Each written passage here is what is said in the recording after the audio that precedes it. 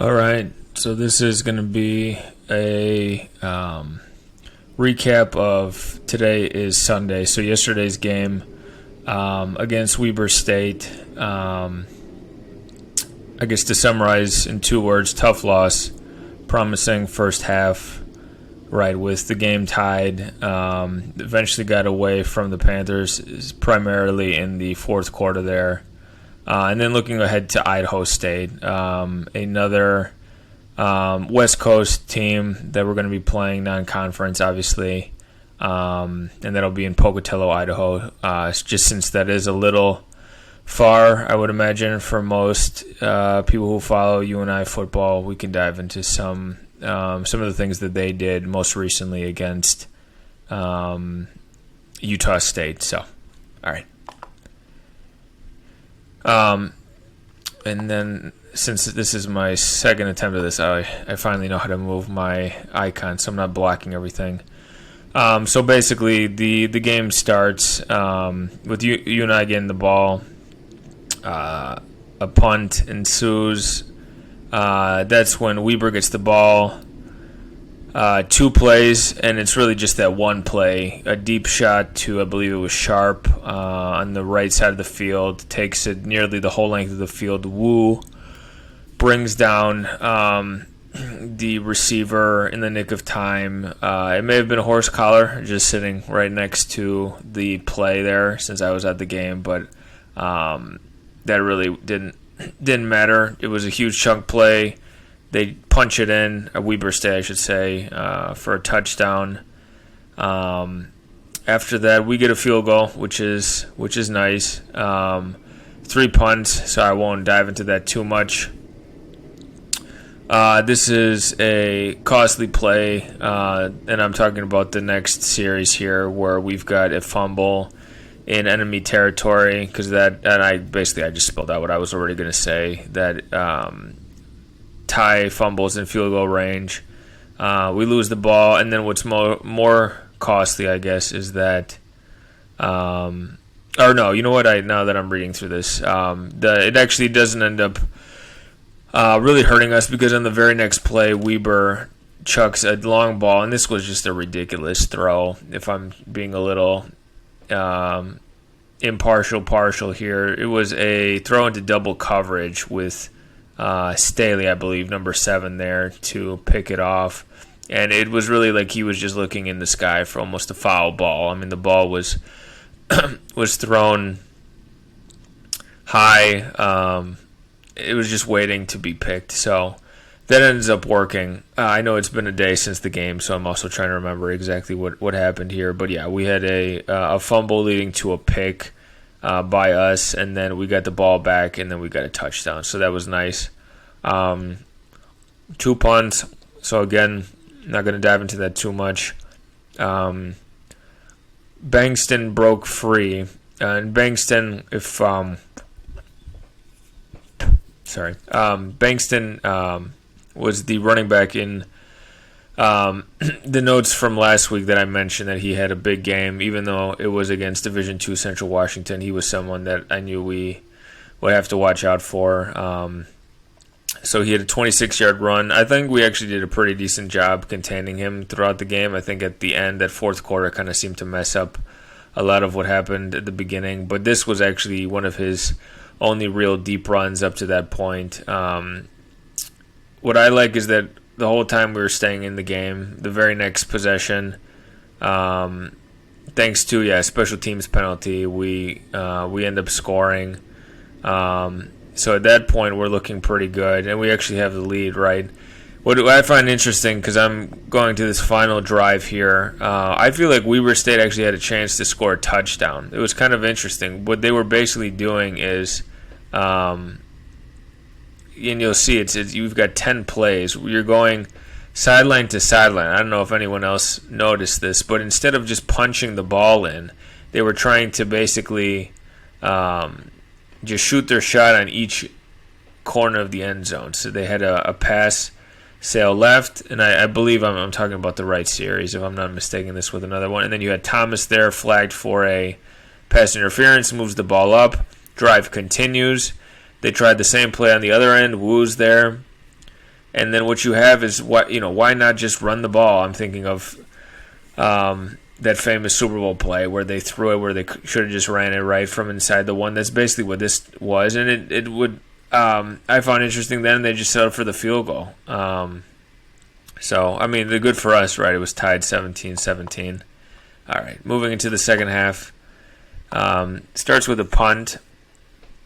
As you can see, there's a pick pretty early, and then this is where it's costly because we've got a pick leading to a touchdown by Weber State. We got pretty lucky with that missed field goal, so momentum was still high. We were still in the game. But then you have, after that field goal by Weber again, you've got, I'm sorry, I just skipped all those punts, right? 4 punts shared together. Field goal by Weber State. But then you have 6 plays, 19 yards, pick, and then another touchdown. So what you have here, 2 instances of a pick by us being converted directly into a touchdown. So a 14-point swing, basically, right? In essence, if you think about it like that. The end of the game, they did have a chance to potentially score because they were in the red zone. I did find it a little classy that they basically just drained the clock. And then the final you got there is 34-17. All right. So let's move into, here we go. Offensive statistical leaders. You've got Day, of course. It's actually a similar passing and completion percentage, I feel, as last week. These numbers are not too different. You got 3 picks, and he could have had 4. Anyone who was watching, there was that fourth pick that was called back. For rushing, Ty had I think it's still a solid game. I mean, I'm looking at the average. The average is less than last week, but he did get a pretty bell cow amount of carries. I did find there was one instance where he was, I think it was actually after he got into the end zone on one of his touchdowns, and I should have noted he had one score. So after that score of his, he actually remained on the ground. I don't know if it was in some sort of celebratory fashion, but when he got up, it did seem like he was a little slow. So I wonder why. I mean, I'm asking, maybe why Harrison didn't get into the game, but then we have here his stat line 5 for 12. So, he didn't have a phenomenal game. It was actually kind of funny just because he is such a smaller back that you almost don't even realize he's the ball carrier until he gets out of the pile, and you're like, oh, that's a different back. To be, I guess, just a little opinionated here, I do think that Bay Bowie is a nice change of pace back, and I would like to see him get a couple more carries than he's getting. Going on to the receivers, Morency. I said this last week, right? Morency had 4 targets, no catches. Look at that. Look at those numbers. It's phenomenal. And then some of those were even, we're looking at a 20 average. He had a couple plays where Dave just looked at him for like a 2-3 yard out route. So, I mean, when we're talking about a 20 average, you'll see the long of 31. He had a bunch of chunk plays. Schnee was phenomenal.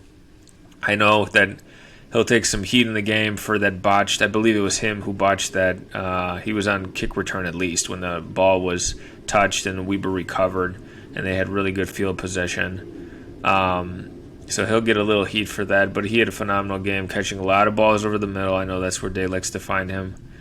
And then, bell cow back in a couple touches. Hudson had one nice grab. So, okay. Defense, Dearman was great. Obviously, far and away the best.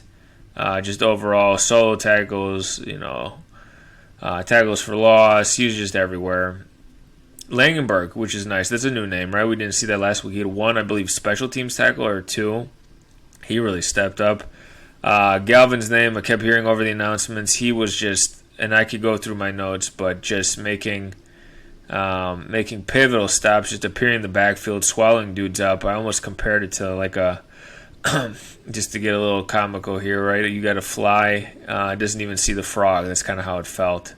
That the guy starts running, all of a sudden here's Galvin. Belkin is always in the middle in big crowds. I feel like he always finds his way there.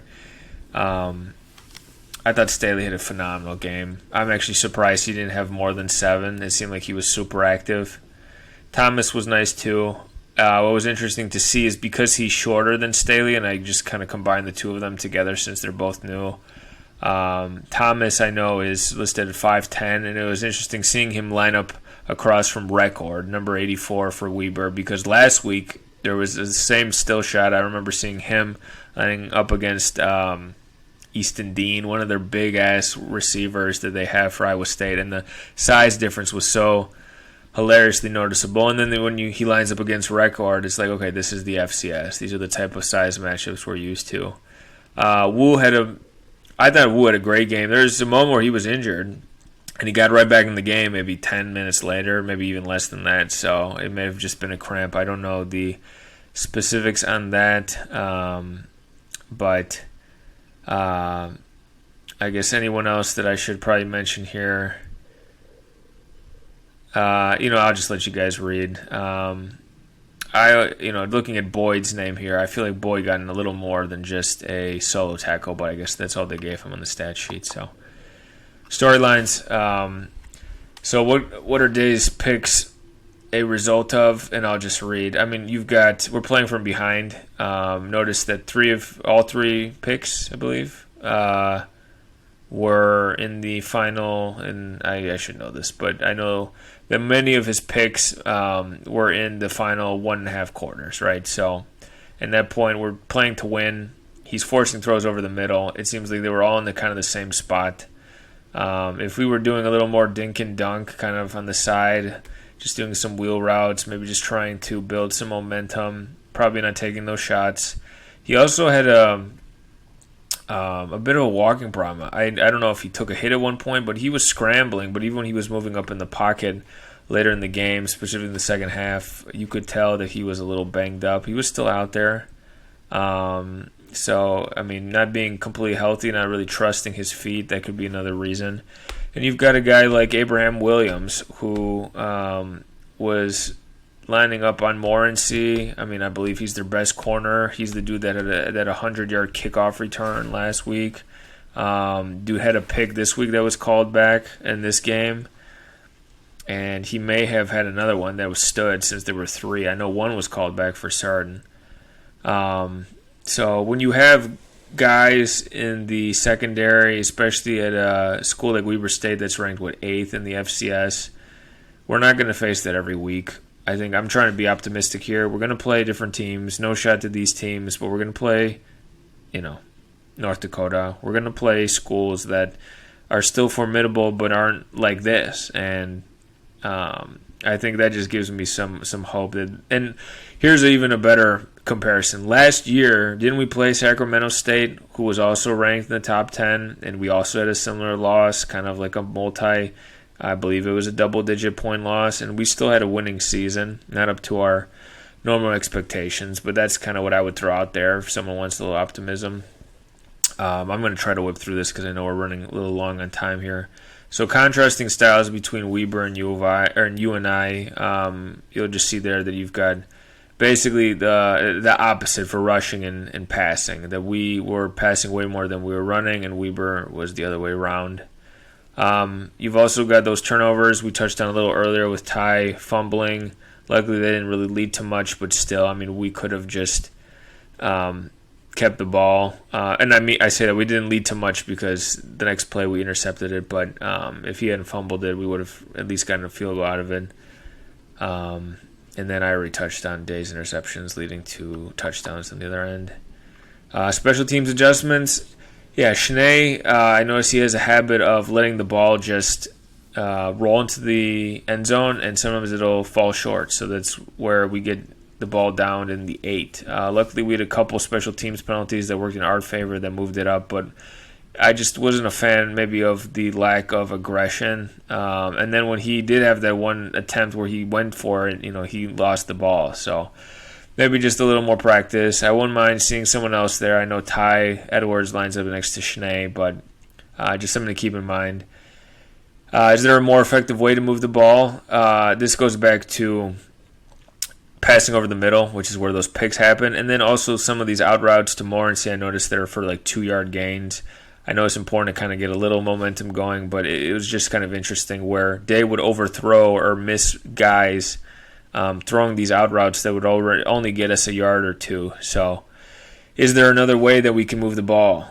Is there a way that we can maybe just get small chunk plays, just kind of let things go and not just constantly be living for the deep ball, which I know we are. I know that the Unidome gets excited when we're anticipating the big throw. But, we've lost 2 games. Maybe it's time now to see if we can maybe get things a little more fine-tuned. Repetitive penalties, we had 2 blindside back blocks, which is not common. Not both on the same guy, but I know they were costly. And then defensive standouts, I already touched on both these guys, Gavin and Dearman. And then, Staley touchdown saving pass interference in college football, right?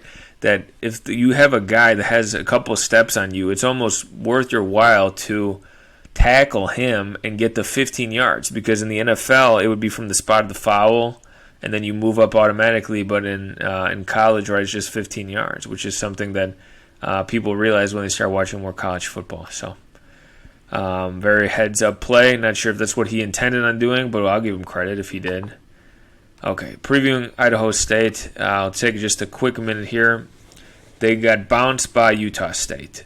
We know Utah State is not a horrible team. They hung with Iowa last week, and they limited Iowa to only, just limited offensive points after they scored, 14 points early, and they held them in check to, I believe it was just 10 points the rest of the game. So Utah State is not bad.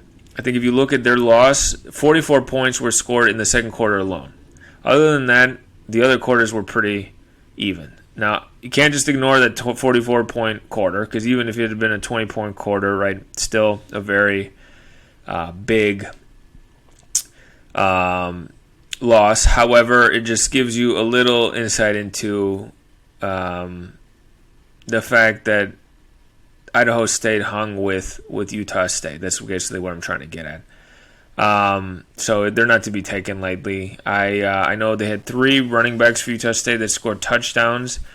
So that may be kind of, for us, maybe it suggests that, okay, maybe it'll be a game where we can run the ball a little more. However, none of their running backs look like Ty. They're all on the smaller end. So something to keep in mind as well. This is also a Idaho State team that hung close with San Diego State last week. They lost by just barely over a touchdown, right? They did surrender that big. There was a 50-yard plus run at the end that put the game out of reach. But other than that, it's kind of like that second quarter. If that doesn't happen, it's a game.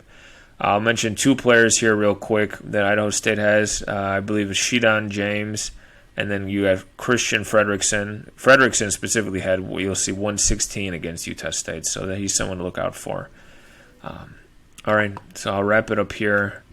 Thank you. I'm not going to be in Idaho. I'll be in Cedar Falls, however, for the Youngstown game. I'll be in the same section I was in yesterday. If you want to say hi, I appreciate it, guys. Thanks for watching.